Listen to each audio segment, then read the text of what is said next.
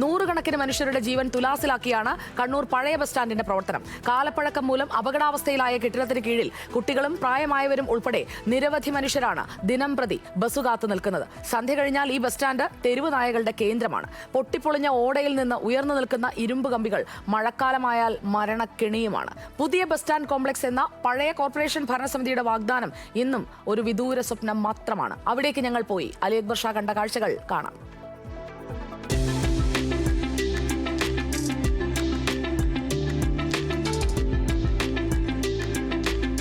ഇപ്പോൾ നമ്മൾ ഈ കെട്ടിടങ്ങൾ തകർന്നു വീണ അപകടം ഉണ്ടാകുന്ന വാർത്തകൾ നിരന്തരം പല സ്ഥലങ്ങളിൽ റിപ്പോർട്ട് ചെയ്യുകയാണ്. ഇപ്പോൾ കണ്ണൂരിലും വളരെ ഗുരുതരമായ സമാനമായ ഒരു പ്രശ്നമുണ്ട്. അപ്പോൾ നമുക്ക് അതിലൂടെ ഒരു ഇടപെടൽ വേണം.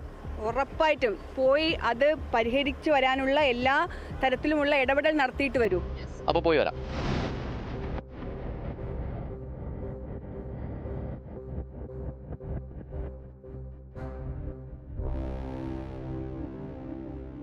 ഞാനിപ്പോൾ നിൽക്കുന്നത് കണ്ണൂർ പഴയ ബസ് സ്റ്റാൻഡിലാണ്. അതായത് ദീർഘദൂര ബസ്സുകൾ ഉൾപ്പെടെ നിരവധി ബസ്സുകൾ വന്നു പോകുന്ന വലിയ ആൾക്കൂട്ടം നിരന്തരം എത്തുന്ന ഈ ബസ് സ്റ്റാൻഡ്. ഈ ബസ് സ്റ്റാൻഡിനെ സംബന്ധിച്ചിടത്തോളം വളരെ ശോചനീയാവസ്ഥയിലാണ് ഇതിന്റെ കെട്ടിടം എന്നതാണ് ഇവിടെ ഉള്ള ഏറ്റവും പ്രധാനപ്പെട്ട പ്രതിസന്ധി. കാലങ്ങളുടെ പഴക്കമുണ്ട് ഈ ബിൽഡിങ്ങിന്റെ നവീകരണം മുന്നോട്ട് വെച്ചുകൊണ്ടുള്ള ആവശ്യങ്ങൾക്ക്, പ്രതിഷേധങ്ങൾക്ക്, നിവേദനങ്ങൾക്കൊക്കെ. പക്ഷെ ഒരു തരത്തിലുള്ള നടപടിയും ഇതുവരെയും ഈ ഘട്ടം വരെയും ഉണ്ടായിട്ടില്ല എന്നതാണ് വളരെ പ്രധാനപ്പെട്ട കാര്യം. മുകളിലേക്കൊക്കെ നോക്കിയാൽ അറിയാം, വളരെ കാലപ്പഴക്കം ചെന്നൊരു കെട്ടിടം, ഒരു തരത്തിലുള്ള നവീകരണ പ്രവർത്തനങ്ങളും അതിനുശേഷം ഈ കെട്ടിടത്തിൽ നടന്നിട്ടില്ല. ചോർന്നൊലിക്കുന്ന, മഴക്കാലമായി കഴിഞ്ഞാൽ ചോർന്നൊലിക്കുന്ന ഒരു കോൺക്രീറ്റിനിടയിലെ വിള്ളലുകളും ഒക്കെ നമുക്ക് ഇവിടെ കാണാൻ കഴിയും. ആ പൈപ്പുകൾ പോകുന്ന ഭാഗമൊക്കെ ആകെ നശിച്ച നിലയിലാണ് അവസ്ഥയുള്ളത്. ഇവിടേക്ക് നോക്കിക്കഴിഞ്ഞാൽ, താഴേക്ക് വന്നു കഴിഞ്ഞാൽ നിരവധി ആളുകൾ ബസ് കാത്തു നിൽക്കുന്ന ഒരു പ്രദേശം. അവിടുത്തെ ഈ സ്ലാബുകളൊക്കെ ഇളകി ആകെ നാശമായി കിടക്കുന്ന അവസ്ഥയിലാണ്. ഇവിടെയൊക്കെ കണ്ടാൽ അറിയാം, എല്ലാം സ്ലാബുകൾ തകർന്ന് ഈ കമ്പിയൊക്കെ പുറത്തേക്ക് വന്ന അവസ്ഥയിൽ, അതിനടിയിൽ രൂക്ഷ ദുർഗന്ധമുള്ള മാലിന്യം ഉള്ള അവസ്ഥ.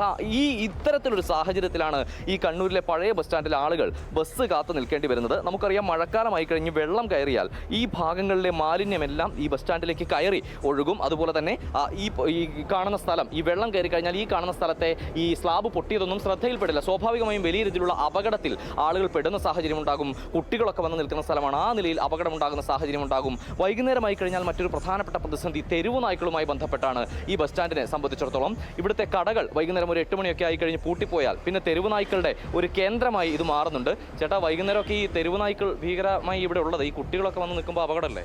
കുട്ടികൾ മാത്രമല്ല, ഇവിടെ തെരുവായ കൂടുതൽ വരുന്നത് വെച്ച് കഴിഞ്ഞാൽ ഭക്ഷണ പദാർത്ഥങ്ങൾ ആൾക്കാർ കല്യാണത്തിന് ബാക്കി വന്ന് ഇവിടുത്തെ കിടക്കുന്ന ബസ് സ്റ്റാൻഡിൽ കിടക്കുന്ന ആൾക്കാർക്കാണ് കൊടുക്കുന്നത്. ആ കൊടുക്കുന്നപ്പോൾ അവർ അതിൽ ബിരിയാണിയുടെ പീസ് മാത്രം എടുത്തിട്ട് 3-4 ചോറ് വാങ്ങും. പീസ് മാത്രം എടുത്തിട്ട് ബാക്കിയുള്ള കംപ്ലീറ്റ് ബസ് സ്റ്റാൻഡിൽ തട്ടില്ല.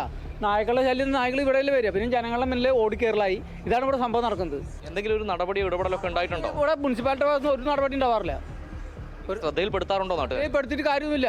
ഇവിടെ ശ്രദ്ധയിൽപ്പെടുത്തിട്ട് അവർ ആരെങ്കിലും ഈ നായനെ കൊണ്ടുപോകാനോ അല്ലെങ്കിൽ നായനെ എന്തെങ്കിലും ആക്കാനോ ഒരു കാര്യം ഇവിടെ ചെയ്യാനോ കൂട്ടിലടയ്ക്കാനോ ഒന്നൊരു കാര്യം ചെയ്യുന്നില്ല. എന്തായാലും വലിയ രീതിയിലുള്ള പ്രതിസന്ധികൾ ഈ തെരുവുനായ വിഷയവുമായി ബന്ധപ്പെട്ട് വൈകുന്നേരങ്ങളിൽ ഈ ബസ് സ്റ്റാൻഡിനെ സംബന്ധിച്ചിടത്തോളം ഉണ്ട്. കാരണം വൈകുന്നേരം 8 മണി ആയി കഴിഞ്ഞാൽ ഈ കടകളൊക്കെ അടച്ചു പോകും. സ്വാഭാവികമായും അതിനുശേഷം ഇവിടെ ആളനക്കമില്ല.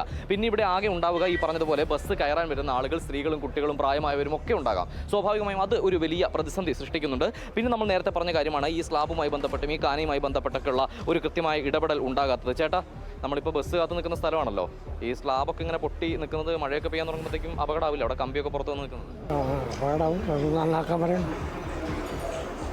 പൊട്ടി വീഴാനായിട്ടുണ്ട്. പഴയ ബിൽഡിങ്ങല്ലേ, അതുകൊണ്ട് അവർ ശ്രദ്ധിക്കാതെ.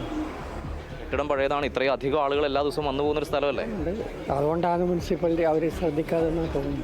നമ്മളിപ്പം കോഴിക്കോടൊക്കെ അപകടം ഉണ്ടായത് നമ്മൾ കണ്ടു. അപകടം ഉണ്ടായ ശേഷം പറഞ്ഞിട്ട് കാര്യമില്ലല്ലോ, ഒരു ഇടപെടൽ നടത്തേണ്ടതല്ലേ? അതെ ചേട്ടാ, ഈ നമ്മൾ ഇത്രയും ആളുകൾ കാത്തു നിൽക്കുന്ന സ്ഥലത്തെ ഈ ഇത് പൊട്ടിക്കിടക്കുന്നതും മഴയൊക്കെ പെയ്ത് വെള്ളം കയറി കഴിഞ്ഞാൽ ഇത് കാണുമൊന്നുമില്ലല്ലോ, അപ്പോൾ അപകടമല്ലേ? അതെ അതെ, അതേ അപകടം തന്നെയാണ്. എത്രയോ കാലമായി ഇത് പൊട്ടിക്കിടക്കുന്നു. ഒരു മറ്റു നടപടികളൊന്നും ഉണ്ടായിട്ടില്ല. ഇപ്പം കാണുന്നില്ല. പിന്നെ പഴയ ബസ് സ്റ്റാൻഡ് ഇത് ഉപേക്ഷിച്ച് കിടക്കില്ലേ, അതുകൊണ്ടാണ് ശ്രദ്ധിക്കാത്തത്. മൊത്തത്തിൽ ഉപേക്ഷിക്കപ്പെട്ട നിലയിലായി ബസ് സ്റ്റാൻഡ്. അതെ അതെ അതെ, ഇത് ഉപേക്ഷിക്കപ്പെട്ട ബസ് സ്റ്റാൻഡാണ്. ഇത്രയധികം ബസ്സുകൾ വരുന്ന, ഇത്രയധികം ആളുകൾ എന്നും വരുന്ന സ്ഥലമാണ്. പാർക്കിംഗ് സ്ഥലമുണ്ട്, എന്നിട്ടും ശ്രദ്ധയൊന്നുമില്ല. അത് വളരെ പ്രധാനപ്പെട്ട കാര്യമാണ്. കാരണം നഗരത്തിൻ്റെ നടുക്കാണ്, നഗരത്തിലെ ഏറ്റവും കണ്ണായൊരു പ്രദേശമാണ് അനാസ്ഥ മൂലം ഇത്രയും മോശപ്പെട്ട രീതിയിൽ കിടക്കുന്നത് എന്ന് പറയേണ്ടി വരും. ഇപ്പോൾ ഈ മനുഷ്യരെല്ലാവരും പറഞ്ഞതുപോലെ നിരവധിയായ പ്രതിസന്ധികൾ ഈ കണ്ണൂർ പഴയ ബസ് സ്റ്റാൻഡിൽ എന്നും വന്നു പോകുന്ന ആളുകൾ നേരിടുന്നുണ്ട്. അത് ഈ കെട്ടിടത്തിൻ്റെ നവീകരണ പ്രവർത്തനവുമായി ബന്ധപ്പെട്ടും ഈ പൊട്ടിക്കിടക്കുന്ന സ്ലാബുകൾ, കാനകൾ, മാലിന്യവുമായി ബന്ധപ്പെട്ടും വൈകുന്നേരങ്ങളിൽ നിരന്തരം നേരിടേണ്ടി വരുന്ന തെരുവുനായ ശല്യവുമായി ബന്ധപ്പെട്ടാണ് അടിയന്തരമായ നടപടി ഈ വിഷയങ്ങളിൽ അധികാരികൾ കൈക്കൊണ്ടേ പറ്റൂ.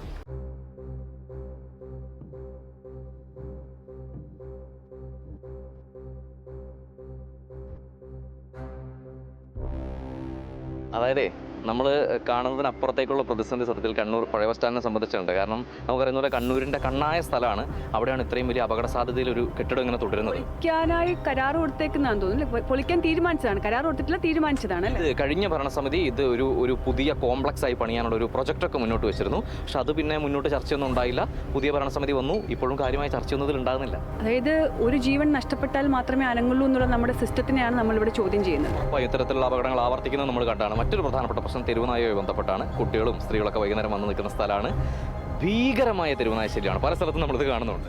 ഞാൻ അവിടെ ഒരാളോട് ചോദിച്ചപ്പോൾ വീണ്ടും ഒരു കോട്ടയം മെഡിക്കൽ കോളേജ് തകർന്നു, ഒപ്പം തന്നെ കോഴിക്കോട് ഒരു കെട്ടിടം തകർന്നു 4 പേര് മരിച്ചു. അങ്ങനെയൊക്കെ ഒരു അവസ്ഥ ഉണ്ടാകാതിരിക്കണം.